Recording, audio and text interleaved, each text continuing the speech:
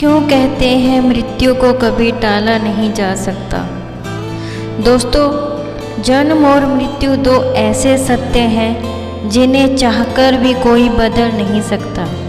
ना कोई किसी के जन्म का समय बदल सकता है और ना ही किसी को उसकी मौत से बचा सकता है। और इसी बात को साबित करने के लिए आज हम आपको एक ऐसी कहानी सुनाएंगे कि आप भी ये बोल उठेंगे कि मृत्यु का समय और जगह कोई नहीं बदल सकता। दरअसल एक बार भगवान विष्णु गरुड़ पर बैठे शिव जी से मिलने जा रहे थे। कैलाश पहुंचकर विष्णु जी भगवान शिव से मिलने गए और गरुड़ को द्वार पर ही रुकने को बोला। अपने स्वामी की बात मानकर गरुड़ देव द्वार पर ही रुक गए। तभी उनका ध्यान वहाँ बैठी एक छोटी सी चिड़िया पर गया। वो चिड़िया देखने में जितनी सुंदर थी उतनी ही चंचल भी। उसकी हरकतें बार बार गरुड़ देव का ध्यान अपनी ओर खींच रही थी। गरुड़ देव उसकी तरफ देखते हुए मुस्कुरा ही रहे थे कि तभी वहाँ यमराज आ गए। अंदर जाने से पहले वो कुछ देर द्वार पर रुके और बहुत ही अजीब तरह से उस चिड़िया को घूरने लगे। गरुड़ समझ गए कि यमदेव उस चिड़िया को इतने आश्चर्य से देख रहे हैं, मतलब इसका अंत पास ही है। लगता है कैलाश से वापस जाते समय वो इसे यमलोक से ले जाएंगे। यमदेव तो शिव जी से मिलने अंदर चले गए, लेकिन गरुड़ देव को ये चिंता खाए जा रही थी। उन्हें चिड़िया की मासूमियत पर दया आ गई और उसकी जान बचाने के लिए उन्होंने उसे अपने पंजों में दबाया और कैलाश से हजारों मीलों दूर जंगल में एक चट्टान के ऊपर छोड़ दिया। अब मन ही मन वो इस बात से बहुत खुश हो रहे थे कि अब इस प्यारी सी चिड़िया की जान बच जाएगी। गरुड़ देव वापस आए तो देखा यमराज कैलाश से वापस जा रहे हैं। उनसे रहा नहीं गया और उन्होंने यमदेव को रोककर उनसे पूछ ही लिया, प्रभु, आप उस मासूम चिड़िया को इतने आश्चर्य से क्यों देख रहे थे? यमदेव ने कहा, गरुड़, उस चिड़िया की मृत्यु निकट थी, पर वो कैलाश में नहीं, यहाँ से बहुत दूर एक जगह पर होनी थी। मैं यही सोच रहा था कि ये छोटी सी चिड़िया इतनी जल्दी उड़कर हजारों कोस दूर कैसे जाएगी, पर अब वो यहाँ नहीं है।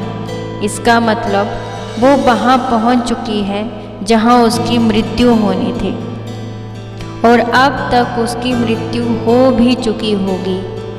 गरुड़ देव को खुद के किए पर बहुत पछतावा हुआ, क्योंकि वो स्वयं उस चिड़िया को वहाँ छोड़कर आए थे। लेकिन वो इस बात को समझ चुके थे कि किसी भी जीव की मृत्यु का समय तो तय होता ही है, साथ ही उसका स्थान भी पहले ही निश्चित हो चुका होता है।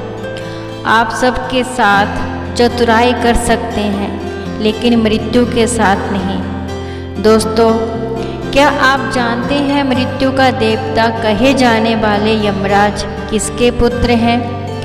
आपको बता दें, यमदेव किसी और के नहीं बल्कि सूर्य देव के पुत्र हैं और इनकी माता का नाम संज्ञा है।